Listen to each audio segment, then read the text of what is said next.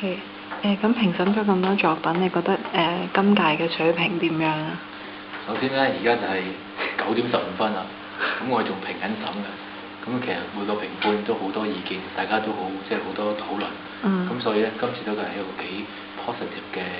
嘅一個評審嚟，咁所以當然係作品係非常之高啦，啲水準。有冇邊一件作品你特別覺得難忘啊？都要講係 Prince 裏邊嘅 Adidas 嘅 campaign，因為我去到邊度都見到呢個 campaign，包括喺龍帶嘅質上面都見得到，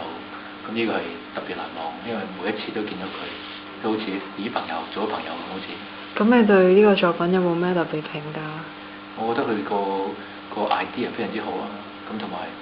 個 execution 係做得非常非常之好，咁我覺得即係我希望我都可以做一套咁嘅 campaign。咁除咗呢個，有冇其他都係特別印象難忘㗎？今日我哋去就聽嗰啲 radio 嘅 campaign 咧，有一兩個你覺得都，我覺得都係幾好。例如一個 Jockey Club 裏邊嘅一個賽馬嘅即係 radio 啦，我聽到都